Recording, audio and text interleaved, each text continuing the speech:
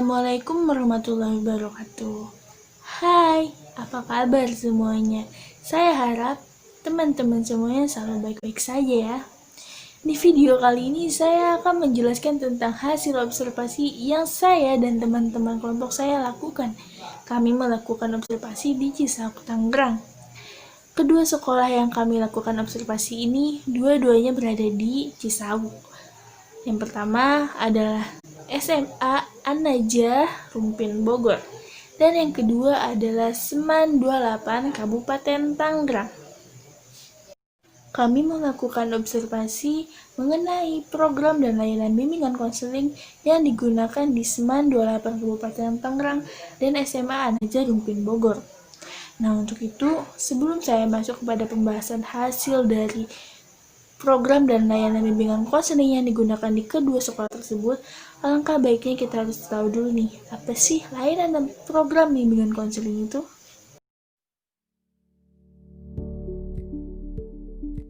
Bimbingan konseling menurut Bernard dan Fulmer merupakan segala kegiatan yang bertujuan meningkatkan relasi pribadi setiap individu. Selanjutnya, menurut Willis, bimbingan konseling merupakan proses bantuan terhadap individu agar ia memahami dirinya dan dunianya, sehingga dengan demikian ia dapat memanfaatkan potensi-potensi yang ada di dalam dirinya.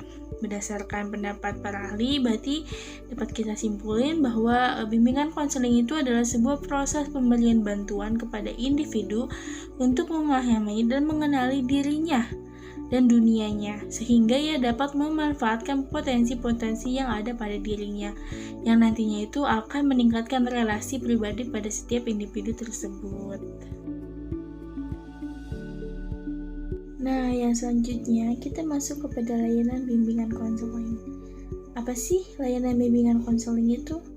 Jadi layanan bimbingan konseling itu merupakan proses pemberian bantuan yang diberikan kepada seseorang yang membutuhkan pertolongan agar tercapai kemandirian dalam pemahaman diri, sehingga orang itu tuh sanggup mengarahkan dirinya sesuai dengan tuntutan dan keadaan lingkungan sekitarnya, baik itu lingkungan keluarga, lingkungan sekolah, maupun lingkungan masyarakat.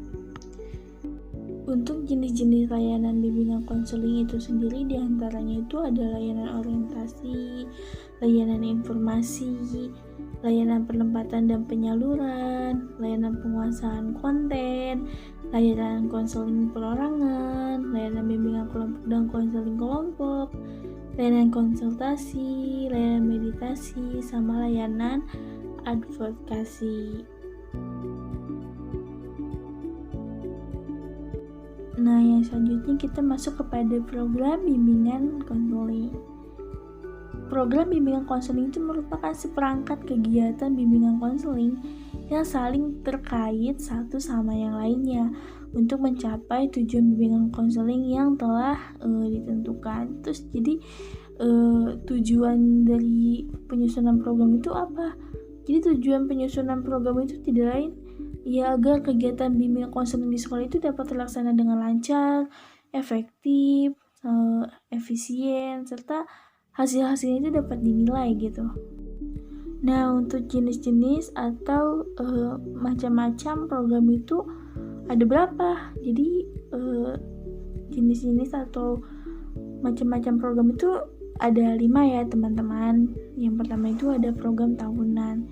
Program tahunan itu bisa dibilang juga kegiatan yang akan dilaksanakan secara penuh untuk kurun waktu 1 tahun. Ada juga program semesteran. Program semesteran juga sama, itu meliputi seluruh kegiatan yang akan dilakukan selama 1 semester. Ada program bulanan. Program bulanan juga sama, jadi itu kegiatan yang dilaksanakan secara penuh untuk kurun waktu 1 bulan.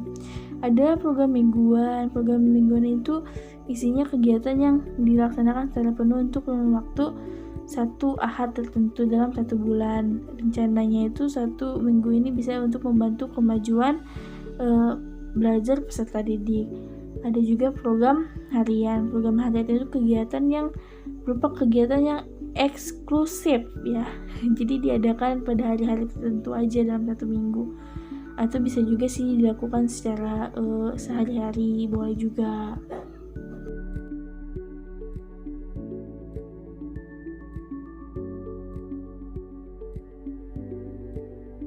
Untuk hasil observasi yang kami lakukan di SMA An-Najah Rumpin Bogor, maka kami dapat mengetahui kegiatan-kegiatan bimbingan konseling ada di sekolah itu berupa kegiatan pribadi, kegiatan kelompok, kegiatan klasikal, kegiatan sosial, kegiatan belajar, sama kegiatan karir.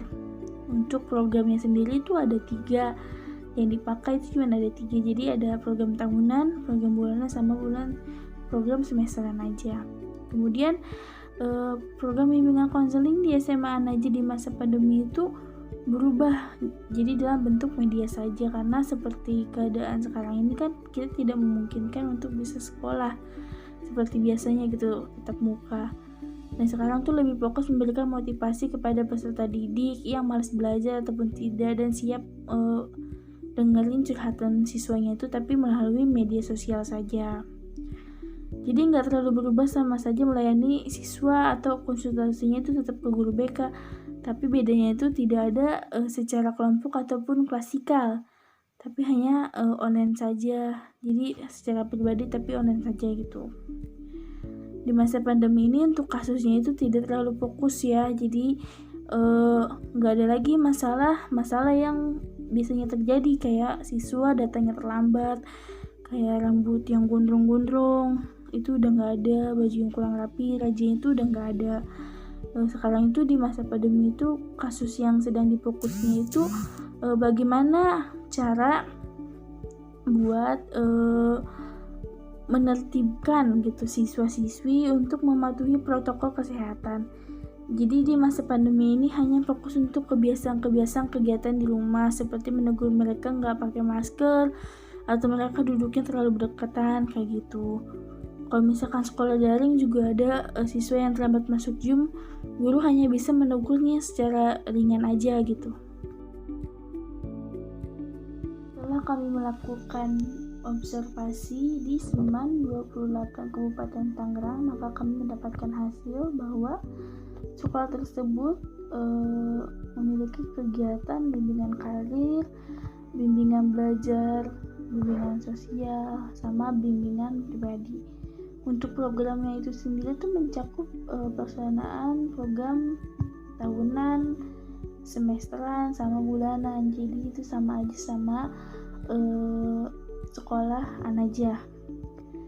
Terus sebelum pandemi banyak sekali kegiatan yang dilakukan di sekolah, seperti membaca Asmaul Husna setiap pagi, membaca surat pendek.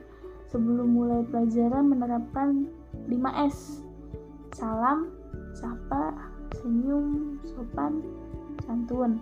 Dan itu setiap hari diterapkan di sekolah Seman 28 Kabupaten Tangerang ini. Kemudian kegiatan mendengarkan curhatan anak-anak yang susah dalam menanggapi pelajaran, ada juga mendengarkan laporan jika ada terkena kasus atau menangani kasus tersebut.